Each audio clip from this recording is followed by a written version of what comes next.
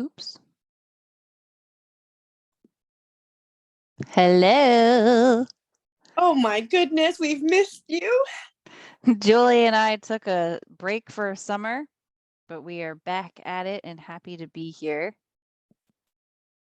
We wish we were Our here earlier. There was just a lot of scheduling conflict that was happening. So sorry about that. It was summertime. I feel like that's the case for everyone in the summertime. You're so sweet, Alicia. Thank you for making me feel that bad about that. You're welcome. So today, Julie and I were just talking off air about a podcast that we both listened to, and the subject matter was artificial intelligence, but the speaker, Sean Webb, was also talking about his book, Mind Hacking Happiness, and some of the conclusions that he came to through his work with programming artificial intelligence. And so we were kind of talking about how interesting it is and how it kind of ties in with radical acceptance. Yeah. So, but it was kind of he's basically right now super scared of AI because he said, I know the power of AI because he's decoded human behavior, basically, right? Like, and basically this book is like you were talking about is a separation between you and sense of self so that you could stop taking things personally. So you kind of are on the outside of your life watching your life happen and going, oh, this is why this happens and this is why this happens. So A equals, A leads you to B leads you to C, so things just flow.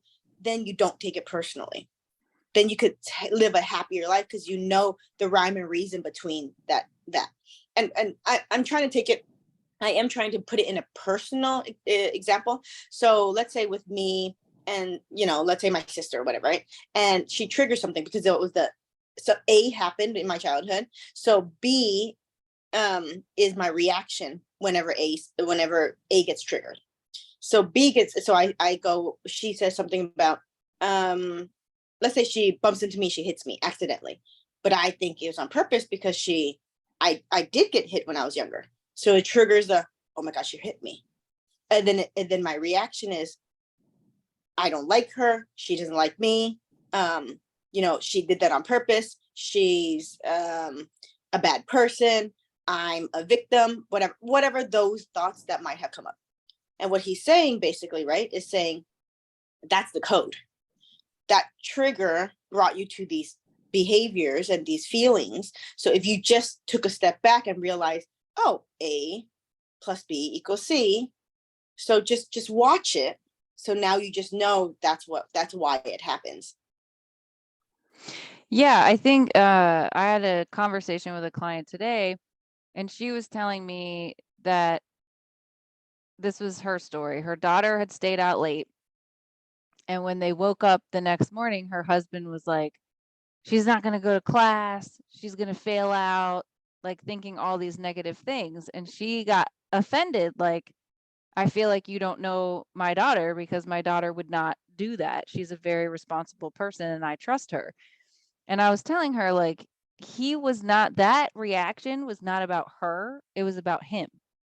He's thinking, if I stayed out late, I wouldn't go to class.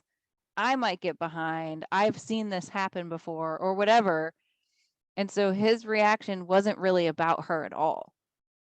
Yes, she stayed out late and didn't go to class or whatever the scenario was, but that doesn't mean that it's going to happen the way that he thinks it will happen. And he thinks it would happen like that based on his own experiences or the way that he views things. So it's not actually personal to her at all. And that's true for anything in life. If people feel the need, oh, what was another? Oh, a client told me, this is all from today. So this is, it's Fresh one. wild how these things all tie together. A client told me that she was, somebody called her borderline, and she got really upset, like, oh my God, why would you think that about me? Why would you why would you have said that to me? And so she went on this rabbit hole of like researching borderline and seeing if she related to any of it. And then she was just getting more and more offended. Like, why would somebody say this about me? And I was like, you know what? Border Who what? knows? What Oh, do you mean? borderline personality disorder. Oh, okay, okay. And I was like, maybe she was just reading about borderline, or maybe she had just met someone that was borderline, or maybe, there's any number of things that could have happened that had borderline fresh in her head. And so something you said in your 2 minutes of conversation triggered her to think about that. And she was like, oh, maybe this is something you could relate to. It probably had nothing to do with you, really, other than something you said reminded her of something else. Yeah. And Sean Webb has a podcast. I think it's 2 hours or something. So you have 2 hours on your hands. You should listen to it. And after listening to that, I just realized, oh, this makes a lot of sense, because, and I'm going to use the personal experience of my sister. So then a lot of the times when I'm thinking about the situation, I put myself in the situation and think about it. I'm not thinking about it from afar and realizing, yeah, me and her have the same parents. We're about 2 years apart, and we have very similar childhoods, but we have different classrooms. We had different teachers. We have different, so all those experiences, 8 hours a day, plus our afternoon stuff was different. Like I had friends that lived on our streets. I would go and play with them all afternoon or something, right? So I wasn't there with her during the other time, or I didn't know if she was getting bullied at school, or I didn't know a lot of stuff that might have been happening. So even though we do have the same parents, we're only 2 years apart. We have radically different lives. And it made me decode that a little bit more and take it way less offensively. Because it doesn't matter what she reacts to, how, because it's not my reaction. And it goes back to that husband, to the wife going, oh my God, our daughter's going to fail. I can't believe it, blah, blah. It's like, yeah, that triggered something with him, even though they had the same daughter and they raised the same daughter over the same period of time. Yeah. And I think it can be applied, outside of taking things personally, just taking things too seriously, and I'm kind of like, I think that, I say a lot that I feel like I've learned things slowly. And one of the things that I think I've finally gotten a better grip on is that, like, most things aren't that serious. We think things are serious. Earlier, for example, Julie and I were talking about marriage. Some people will have extremely passionate views about marriage, and some people would think, it's so important and this and that, and you have to do it this way. But is it? And we got to ask ourselves these questions. You have your own value system, and what does your value system say about it, instead of what is society telling me about it, or what is the government telling me about it, or my parents. And we are easily trained by society and our parents and the government, but at the end of the day, we have to ask ourselves about our own value system, and then we don't have to be bothered by a lot of things that happen in life. Yeah. And also what you just brought up, it's marriage clearly is a failing entity. There's 56% failure rate in marriages. And even just saying failure rate puts such a heaviness to it, right? So 56% of marriages don't work out. And I'm probably going to guess more than 50% of restaurants don't work out either. And businesses don't work out. There's a lot of businesses, and if in this way a relationship or marriage is an entity as well, they don't work out. What happens after they don't work out? You keep going. And also, it doesn't take into account the 56%, how you mentioned. Remember, people that are separated that aren't actually divorced on paper, people that stay with it because of the kids, people that think, oh, it's too financially complicated to try to get a divorce, so I'll just stay in, but whatever those reasons are. If you add all those, that's way more than 56, right? So it's just 56 filed and Right. completed. So it's like, how do we now continue to put money into in failing investment. It's kind of like this business failing, and it's going, oh, every month can you put in more money?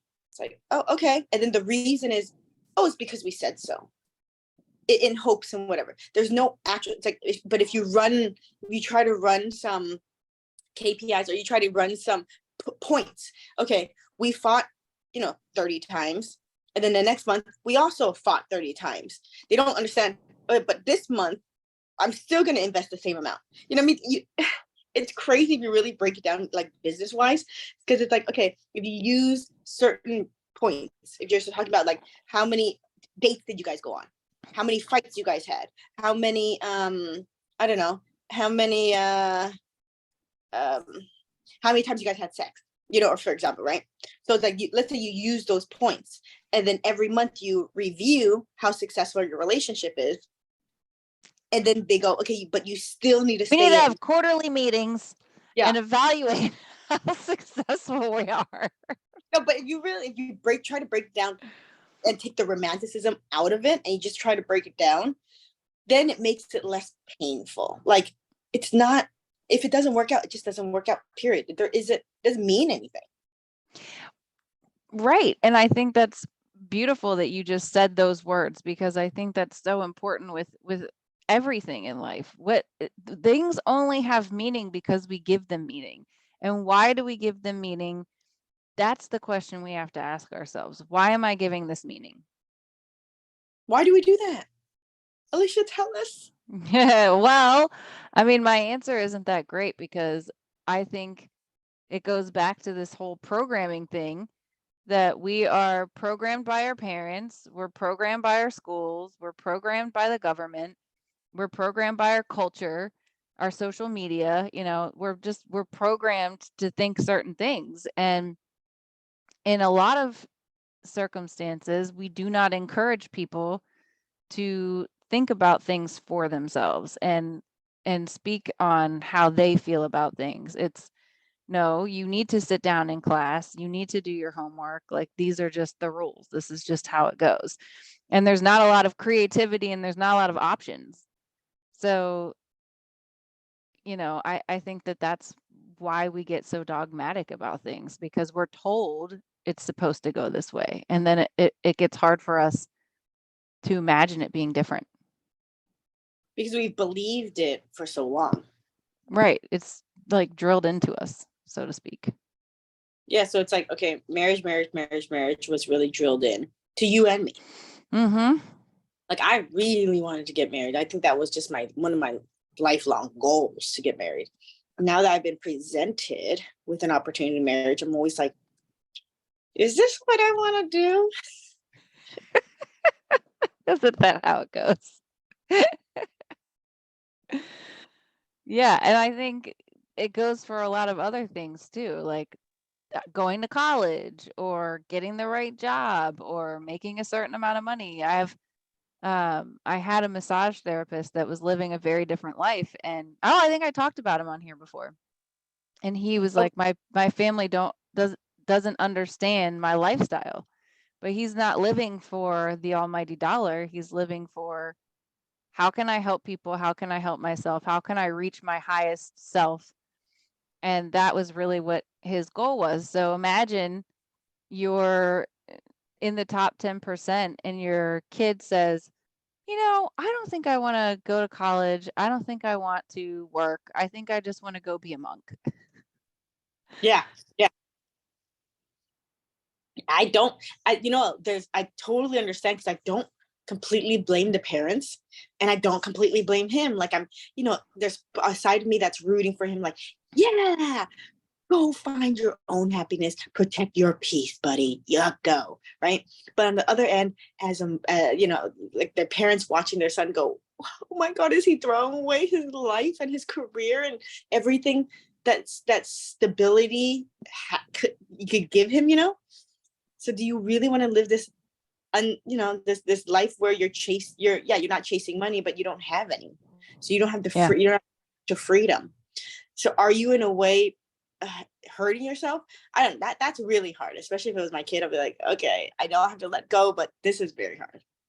That's a hard. I remember one of my friends saying, I don't care what my daughter does as long as she's not an artist.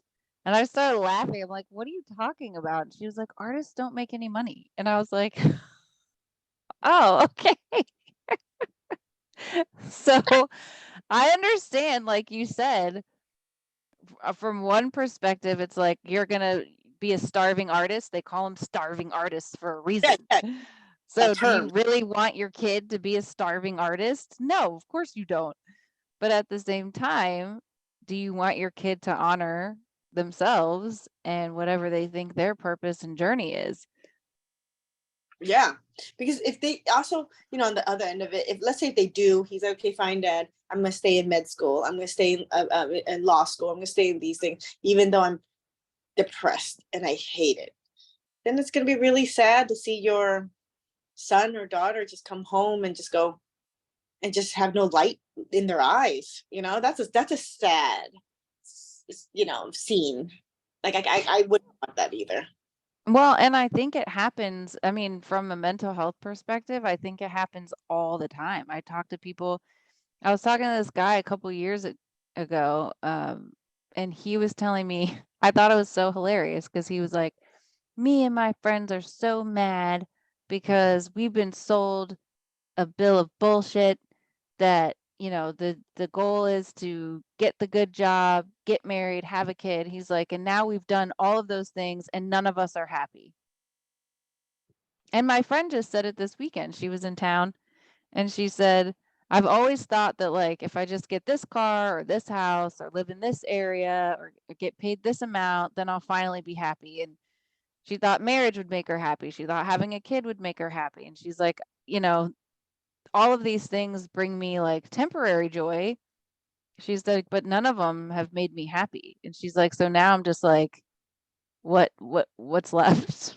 What do Yeah, I do now? I agree with that. And it's I don't know, it's just Hollywood thing too. And like you said, all our beliefs are built from deep rooted in us, right? From our culture, social media, government, friends, family, everything are the building blocks. And there's going to be a point, I feel, in everybody's lives that's going to be that, who am I doing this for, feeling. And whether you actually address it or don't, that feeling comes up. The number one regret of the dying is not living my life for myself. And sadly, I don't think people even realize that they haven't lived their life for themselves until it gets closer to the end sometimes. And then people are looking back saying like, well, damn, I did this for my husband, I did this for my kids, I did this for my parents. When did I do anything for me Mm-hmm, mm-hmm. or my 100%. friends or whomever else might be around? Uh, and I think it's a scary question to ask, especially now, because we have so many options and it can be like, what is that called?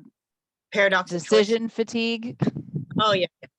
where you're trying to look at all these options and you're like, damn, I don't know if I can make this decision. Like, I'm overwhelmed. I don't think that's what it's called. Decision fatigue, I think, is when you're making decisions all day long.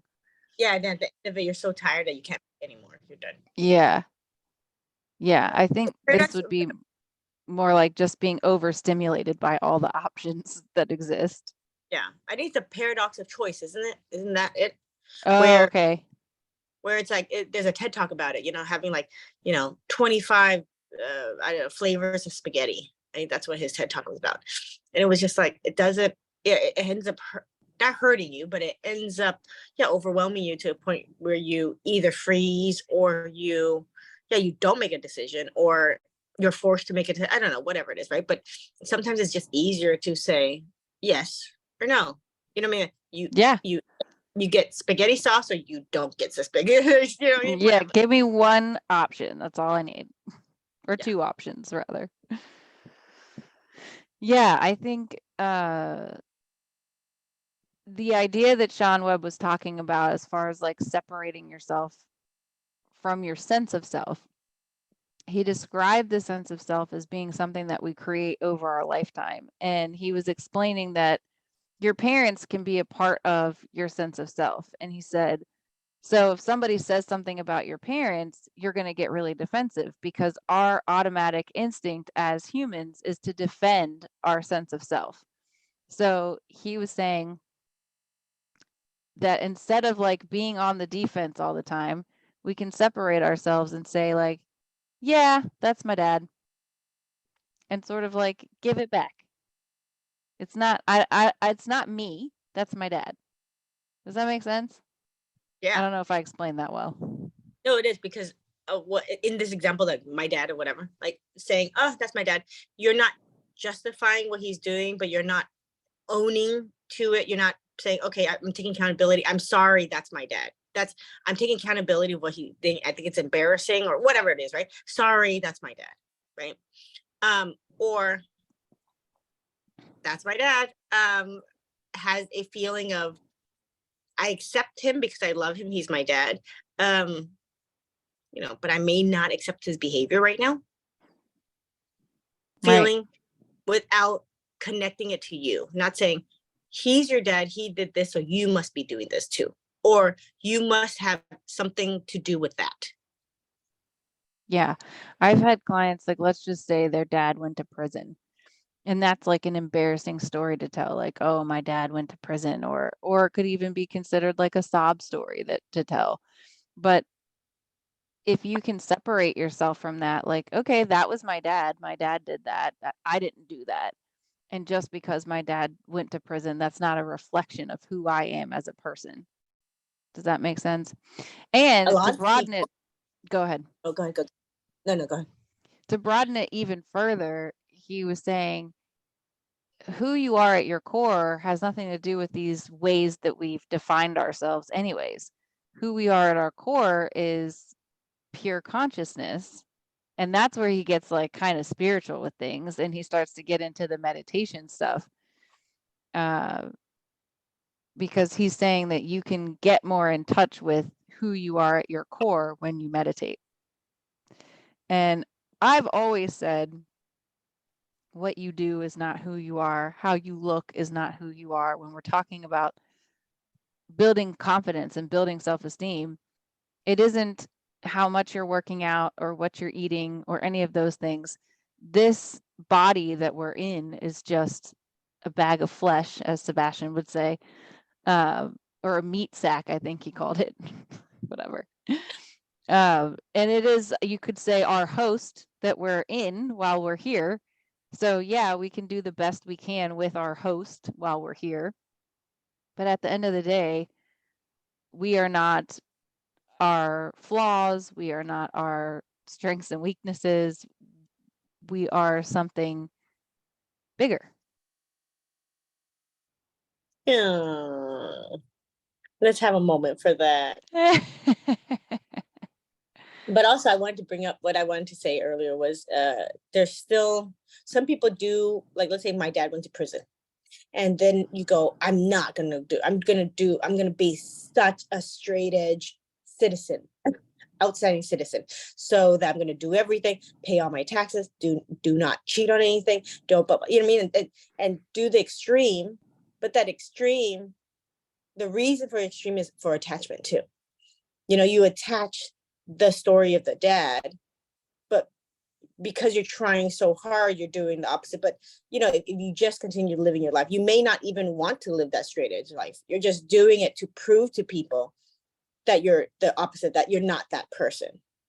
So, but you have to think about that person to not be that person. Mm-hmm. So there's still attachment there. Yeah. Versus just do what you want to do.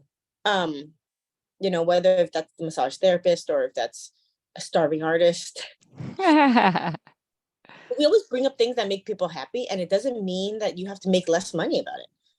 Like there's a lot. Yeah, there's a lot of very successful CEOs I know that love what they do, and they're badasses, and they work super hard, and they make a ton of money, and they're really happy. So it doesn't mean that being a lawyer is going to make you unhappy, or a doctor is going to make you unhappy. It doesn't mean any of that. It just means that just whatever that happiness is, and it happens to make money to or doesn't make money, then that's just part of it, right? Just the the definition of happiness can't be swayed one way or the other. It could be the 2.5, the white picket fence, the 2.5 kids, the dog. 2.5 kids. I always say Just a half in there. And you could do that and have a straight edge life, but that's what you want. So who says that's wrong? Right. And who says working your ass off? Like I love my company and I work my ass off to do it, but it makes me really proud of myself and really happy. And people are like, why do you don't have to work that hard? But I want to. It makes me happy. I'm not trying to prove. And the thing is, over the years, my confidence is way better now, because before I wanted to get married so I could prove to people that I was worth marrying, that someone loved me. I could prove to the world I'm loved. Look at the ring, I'm loved. Look at someone willing to spend the rest of their life with me. But now I think I'm great, so I don't need it. I don't need that. So I have less need for that as my confidence is growing. And as my confidence it grows more as well with my work.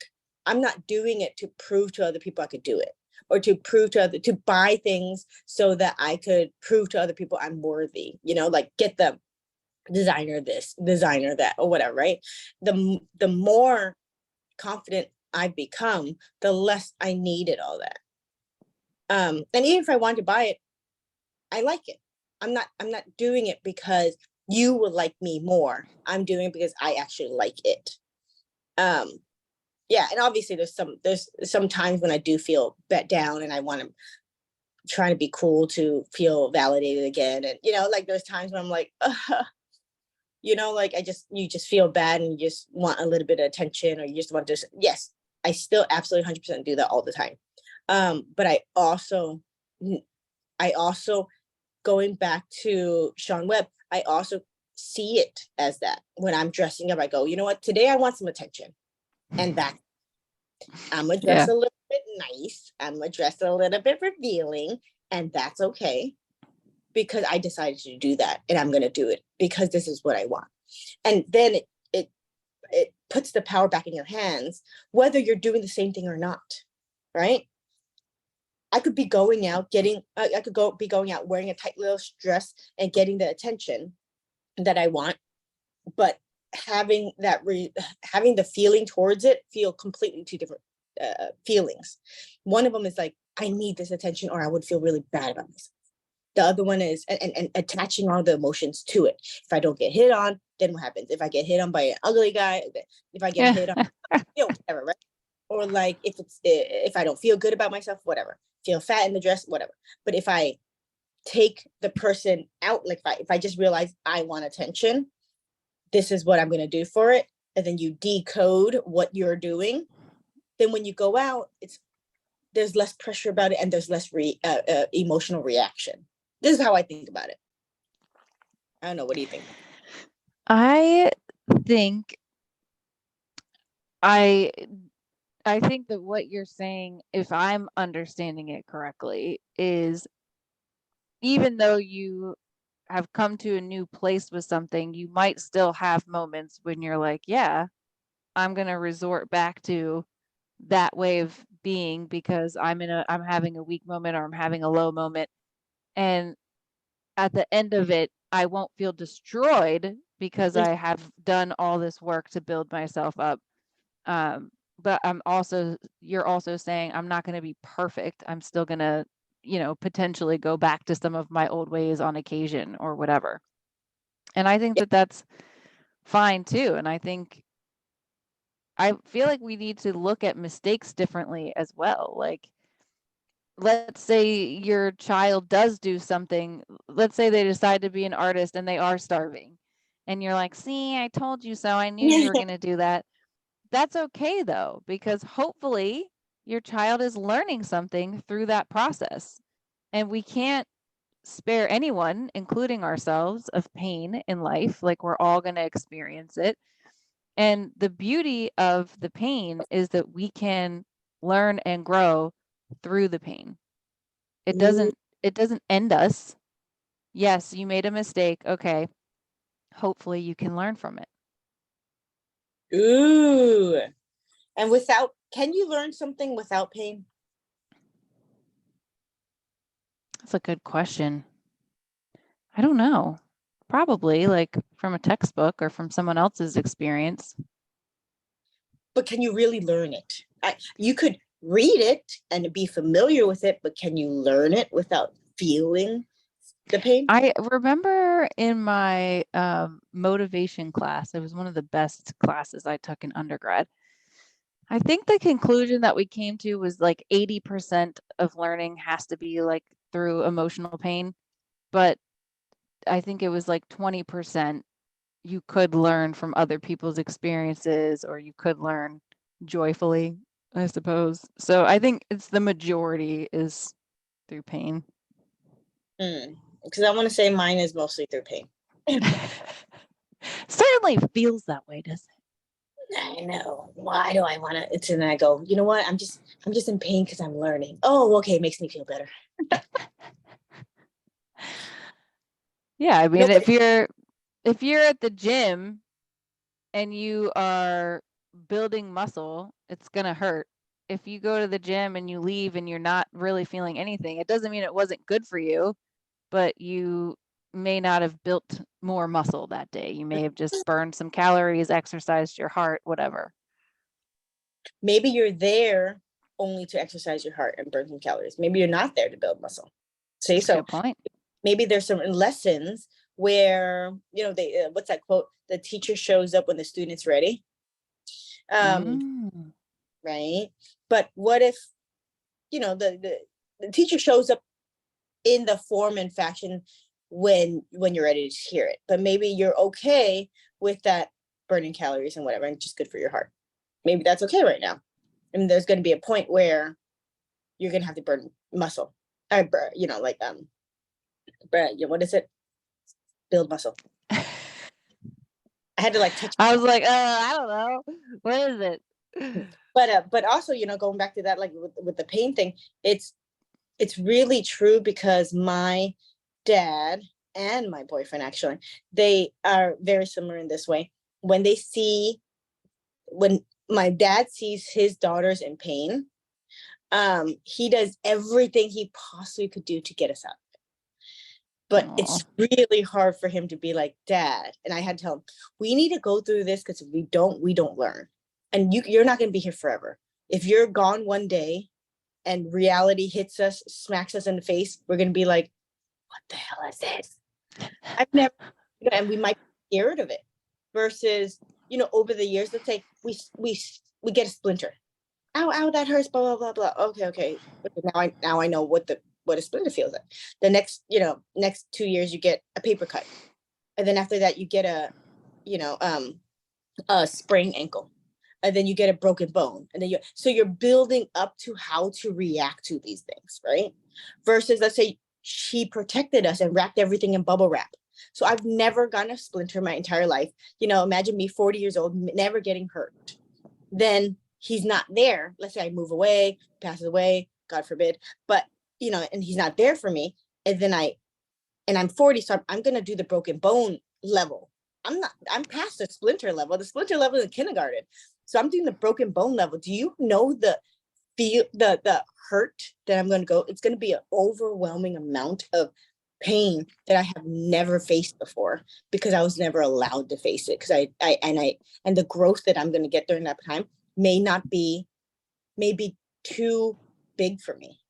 It might be too strong. I might either go to a deep depression, and my reaction might be drugs, numbing it out, escapism, or hopefully it'll be like, okay, this makes me stronger. But like that jump from zero, I'm going from, I didn't go on my training wheels. I'm going from not knowing how to ride a bike to a motorcycle. It's like, dude, I never even went on a tricycle before, like, yeah, like, not safe. Yeah, here's a Harley Davidson. Can you drive it 300 miles down the street? I'm like, what are you talking about? I can't do this. Right. So Matt does that too. Like his daughter recently she was telling him he had a UTI or something. And she was like, oh my God, I need to get medicine for, I don't know how to get, and he's like, try to get all the vitamins, I tried to get all the supplements, I tried to get everything. But then he was like, do you know how I could get the antibiotic? And I was like, it's through prescription. I know, but I need to get it for her. She's in pain. I just feel so bad. It's like, okay, but there's things that, I mean, maybe she needs to learn to take care of herself in a certain way or whatever and stuff like that. But like his reaction is, let me bubble wrap everything, protect the world so that it's nice to you. Yeah. That was a point one of my professors made in college, that most people experience struggle, and the people who don't experience much of it tend to get it at some point in life and then really not know how to handle it. So there is something to be said for going through struggle. For me too, just, as far as like people that I like to have in my life, I like to have people who have a little mental health issues, because I feel like those people tend to be more humble, they tend to be more grounded, they tend to be more genuine. On like massive mental health issues like narcissists or something. But like a little anxiety, a little depression, something along those lines. Or so, at least at some point in their life, maybe not now. Maybe they've gone through it. Yeah. I Or like maybe someone who's like familiar enough with those things. Yes. So that they're like, and not to say that I wouldn't have someone in my life who had no mental health issues, but I'm just saying, I feel like that struggle builds people, like good people. And I feel like some of the kindest people I've met have been through the worst things. And that's true in my work and in my personal life. So that's a theme. And some people say struggle builds character, and I don't wish struggle on anybody, but at the same time, I do hope that people can stay grounded and stay true to themselves. Yeah. At least the people that I'm hanging out with. Yeah, I love that. I am writing that down. Struggle builds character. But also, I also want to think, because there's some people that, criminals or people that just hurt other people because they were hurt. They went through a struggle. So, yeah, ideally, the people that gone through a struggle but took the path where they weren't the victim, and they could just say, hey, you know what could I make my life better, with a more of a positive It is interesting. There's that dichotomy in how people handle pain. And some people are like, I've been hurt, so I'm going to hurt. And then other people are like, I've been hurt, so I want to spare everyone from hurt. It's very interesting. There's other paths as well, but those are common ones. So how do you can you predict how one person's going to react over another? I mean, I don't know that I can. I'm sure there are factors to consider. This is one of those. This is a tough one, because in order for anybody to get better at anything, they have to be willing to take responsibility. And one of the things that's common in some of the sickest people that we know in the world of psychology is that they can't take any responsibility. So if you can't take any responsibility, you cannot improve upon yourself. And sadly, I mean, I think there's a good portion of the population that really just cannot take responsibility. They just cannot own anything.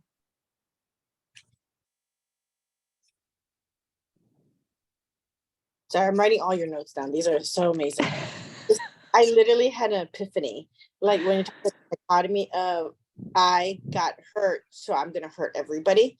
And people literally started popping my head, like populating. Then when you said the other one would be, I got hurt, so I'm going to protect and spare everyone.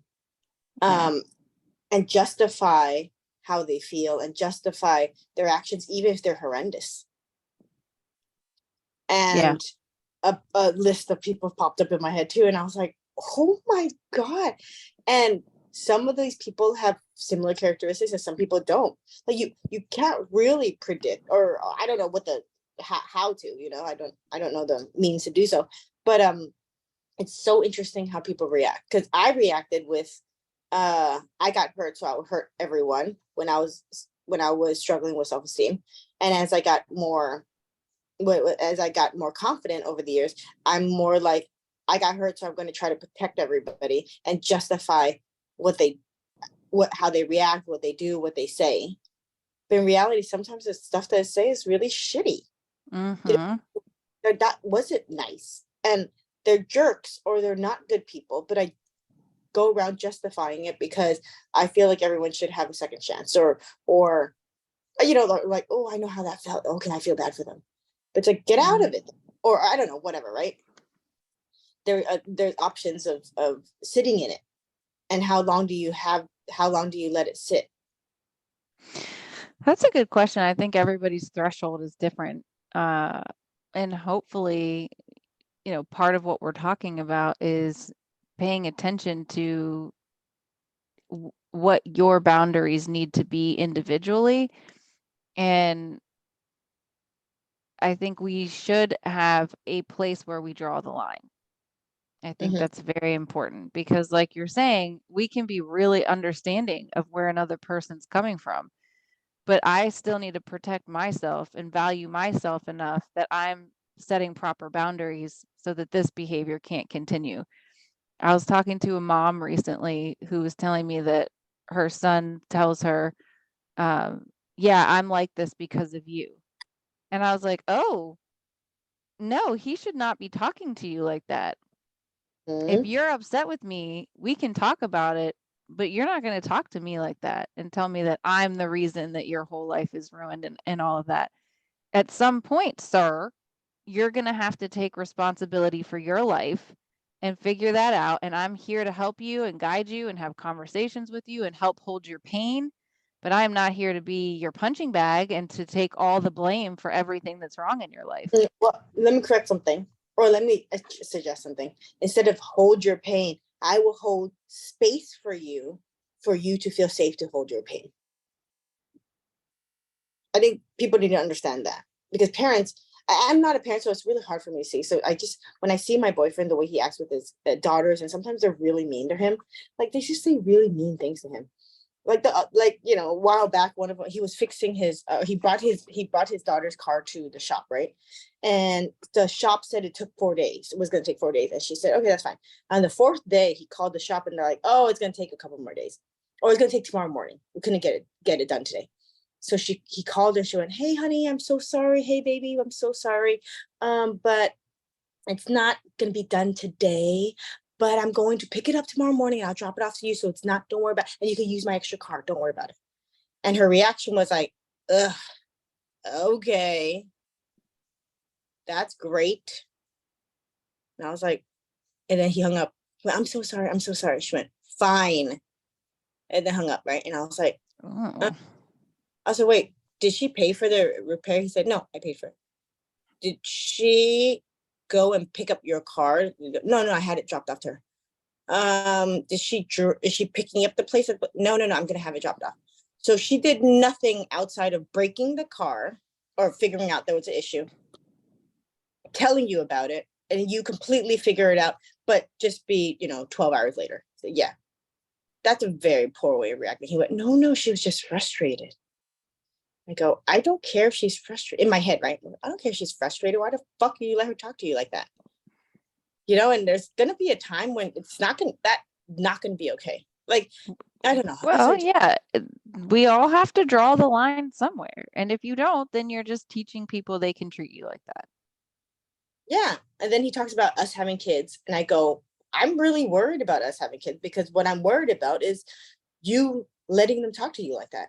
It's not going to happen with our kids. He's like, oh, no, it's not going to happen. It's be different. How's it different when I clearly see you not being different? And he said, it's too late, because his kids are older, right? And he goes, no, it's too late for them. No, it's not. I don't think so. No, you can set a new standard and a new precedence at any point. It'll be uncomfortable and it'll be weird. Like, wait, I always talk to dad like that. What the hell? What? Is that not okay anymore? What the hell? But they're not going to like it. People don't like it when you set a new standard. Think about at work if you have to implement something new. People don't really like it. Usually at first, they're like, oh, I don't want to do this new thing. It's going to be terrible. It's not going to help anything. And then they get into it and it just becomes their routine. So it's the same thing for any change that any new boundary that we try to set with someone. They're not going to like it and they're going to act up, especially in the beginning. But if you maintain your boundary, it just becomes the new thing. Like, okay, yeah, I can't talk to him like that. Yeah. So We I think, teach people how they can treat us. yeah, from your reaction, and I really, it just starts to make so much more sense when you say that now. Because I just think about even my own situation, right? With my sisters, my parents, I always thought, I was like, that's not fair. Like, why does my parents like feel like they're walking on eggshells when it comes to my younger sister? My younger sister is very strict. You know, she graduated honors in valedictorian high school, valedictorian college, like, you know, very whatever, right? But she's also strict on how to be treated. You don't treat me like this. Like when my older sister was abusing me and she was trying to abuse her, she went, nope. And then my sister didn't, and then she didn't really, and then it was just me, right? So it was, she taught people how to be how she's going to get treated, regardless of who that person was, whether it was my parents or her older sister or her younger sister or her teacher. You know, Yeah, and you can think about it in terms of teachers. That's actually a great way to think about it. If you have a teacher who's not going to give a shit if you're in the classroom, who doesn't care if you plagiarized your entire paper, you're probably not going to put in as much effort in that class. But if you have a teacher that you know has high expectations for you and they're not going to put up with any nonsense and you better turn in that paper and it better not be plagiarized, that's what you're going to deliver. Yeah. When you know a teacher's lazy and he barely shows up and it's like, oh, is he drunk today? You're not going to do your A game. Excuse me. Right. Why would I? This doesn't even make sense. Cruise through this class. Yeah, I'm going to cruise through this class. What am I doing? Why put in extra effort? And I think there's a lot of that when it comes to when it comes to the way that I feel like he raises kids. But I also want to say that I don't have kids. I don't know where I would be, and I don't know. Well, I'll tell you, the last therapy session that I had with my daughter's therapist, I was really distraught because she was being a real pain in the butt that day and nothing was making her happy. And I was giving her all kinds of options to try to problem solve so that we could get her to a place where she was okay with what was happening. And she was just rejecting everything and she wasn't down for anything. And so by the time we got to therapy, I was upset. I was frustrated. And I said to the therapist in front of her, I've tried everything to make her happy and nothing's working. And so the therapist asked her to leave the room and she was like, okay, do not say that to her. And I was like, what? And she said, it is not your job to make her happy. That's her job to make her happy. And sometimes as a parent, you have to do things that aren't going to make your kid happy, but they're necessary. So if you set the precedence that I'm here to make you happy, then she's not going to want to do a lot of the things that you ask her to do because they don't make her happy. And not only that, she's looking to you for her happiness. So I was like, I kind of feel like that got a little dramatic, like whatever. And so I left, and literally 2 days later, I asked my daughter to do something and she said, well, you're not making me happy. And I was like, oh, well, you know what? Your therapist told me that's not my job. Sure. Wait. That's fantastic. So we had a whole conversation about it. And the therapist said, you can say things like, I'm trying to help you be brave. I'm trying to help you think of solutions. I'm trying to help you, whatever, but problem solve. But to say, I'm trying to make you happy, wrong words. That's not your job. And I think as a parent, and she said this, as a parent, you want to make your kids happy. Of course you do. But it isn't your job and you can't always make them happy and you can't spare them from suffering. They're going to suffer in this life. And the thing to think about is what benefit can they get from this suffering? What can we learn from this suffering? And every parent, I think, messes up with their kid in one way, shape, or form. And I always joke with Sebastian, like, oh God, what's it going to be that our kids complain about? Like, I'm curious to see what they're Yeah. going to say we did wrong, because I'm sure we're doing something wrong, especially from their perspective, right? Right. But what comforts me is to think whatever it is that I'm doing wrong, I'm teaching them, hey, people aren't perfect. Sorry, Mm-hmm. deal with it. And maybe that goes to the radical acceptance. Accept that they're not perfect. Oh yeah, I forgot about the radical acceptance.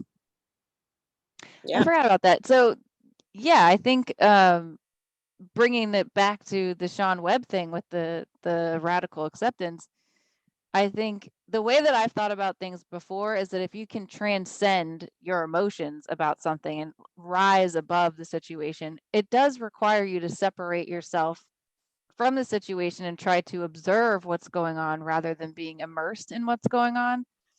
And if we can separate ourselves from any situation in life, we can practice radical acceptance. Like, yep, this is just what's happening. It usually doesn't mean life or death. Okay. Usually, there's always exceptions. And usually there's a way out. Like we were kind of talking earlier with business, like there's ways around things in business. There's ways that people survive things. And it's the same, it's the truth in life in general. We don't always know the answers right away, but that doesn't mean they don't exist. I love that. So what did she say exactly? To your therapist said to you, she said, you don't teach. Oh wait, you said that's not your job to make her happy. Yeah. What wasn't there another line that she said? She Your said, job to I can help her problem solve. I can help her come up with solutions. I can help her be brave. I can help her be confident. But to say, I'm trying everything to make you happy and nothing's working, that was the wrong line. I like it. I like it because there's so many people that do that. And it's not only with kids, relationships, everything, like I know that there's times when they're like, when Matt has said to me, oh my God, I'm trying everything to make you happy. Mm-hmm. Yeah. Actually, someone sent me this beautiful text today. Let's see if I can find it. Oh, there was an interview where they were asking women, if your man came home and woke you up at 3 a.m. to ask you to make them something to eat, what would you do? And she said, back in the day, I would have woken up and done whatever for them and then realized it's still not good enough in their eyes. And Ooh. that was like really an interesting thing to think about, because even when we try everything to make someone happy, most of the time we're going to fail because it's not our job in the first place. Right. Make your own damn food. First of all, I'd be like, are you serious right now? Did you just wake me up? Julie and I, our partners, know we do not like to be woken up. Don't touch us. Let me sleep, damn it. I like sleep. What I don't like, even this morning, Sebastian woke me up and I was like, hey, I have 15 more minutes. Leave me alone. And he was like, no, school's getting ready to start. You need to start getting up early. And I was like, oh, thanks, Dad. I think I'll take my 15 minutes. He was like, thank you. Make your own damn thing. He's all like, Yeah. Make your own breakfast. Go away. And just knowing that you can control other people's happiness is so key. It's so key because, even in toxic, unhealthy situations where you're giving everything to this person and they're never happy, And you just need to realize they're never gonna be happy. It doesn't matter. It's a moving target. Yeah, and if you live your life to please other people, kind of going back to that point, you're not going to feel like you're doing it properly, because there's going to be somebody who's unhappy with what you're doing. People always have opinions, people always have some bullshit they want to throw at you or put on you, and there's no way to make every single person happy. So if that's your measure of success in life, you're going to fail. Yeah. And because like your definition, for example, Alicia's definition of a perfect life is probably very different from my view of a perfect life. Is very different from maybe Sebastian's and Matt's and our fathers and our mothers. Everyone has a different perspective of what makes them happy. My mom right now is in the greatest place in her life, right? She's she has the energy of like a 40-year-old. She has a disposable income of an 80-year-old, of a well-off 80-year-old. Let me just correct that. And she has, so she has all that. So what she really wants to do is literally travel all the time. Like, she would be okay with traveling maybe 7 months out of the year. I would not. That sounds terrible to me. But she just loves doing that, right? But that's her definition of what a perfect life would be. My definition, that would be hell for me. I feel like I can't live out of luggage. I don't care how nice these hotels. I don't want to deal with all that. I just want to work. Work makes me happy. Work does not make me happy. She's like, what? Why do you want to work so much? I was like, this is my happy place. She's like, no. She looked at me like I was psycho. Like, oh my God, she needs help. Because she just, that wasn't her definition. Yeah, I like to work as well. I like my job. I love what I do. Every day of doing therapy is never a bad day. If that's all I'm doing, if therapy is all I'm doing, it's never a bad day. There are other factors, other businesses that may cause me stress, but therapy itself, I love. It does not make me upset. However, many of my clients say things like, oh my God, I could never be a therapist. I could never sit and listen to people. And that's fine. That's not their path. That's my path. And right. That's why we're all individuals and we're all different, because we can't all do the same shit. Okay. Right. And then also, let's say if I depended my definition of perfection on Alicia's definition of perfection. If I was her daughter and she said, no, this makes me really happy, so it's going to make you really happy. I don't want to sit there and listen to people's problems. I don't want to do that. Sorry. But you like doing that. And then for me, I'm going to feel less than if I put my level of perfection dependent on your level of perfection. Because that's not what I want to do. But if that's what I have to do, I guess I'll do it. But to actively sit there and listen to people and be super empathetic and non-judgmental and be comforting, and then pulling all these psychological theories and quotes and whatever to create a safe space for them and to see them grow, right? On the outside sounds amazing, but in reality it seems like a lot of work. And I don't know if I don't think work. Yeah, and I don't know if that would make me happy. But it won't make Julie happy, but it makes Alicia happy, So we really remember that everyone's definition of perfection, it's different. It's a moving target. Yeah, I remember telling one of my clients, most of the time deadlines can be extended. He was like, not in my work. He's like, in my work, if they say Friday at 3, it damn well better be submitted by Friday at 3, or there's going to be a big problem. And I was like, oh, okay, I can understand that. I'm sure that's not, most of the time, deadlines can be extended. But if in certain industries and in certain circumstances, I'm sure there are things that can't be extended, like emergency surgery. I'm sure you can't be like, oh, we'll just wait till tomorrow. Your appendix ruptured, we'll get you in tomorrow. You know what I mean? So, there are a lot of variables and there are a lot of differences, and that's what makes the world so interesting, and that's what makes life so interesting. And it's important that we respect that and try to be understanding of those types of differences. Absolutely agree. Well, I think this is a great welcome back episode. Yes. I don't know what the friggin' subject matter was, but it's definitely happiness. So we could say that. Yeah, how did it start off? Oh, Sean Webb. Where It were doesn't we? matter. It doesn't matter. We did what we did. Okay.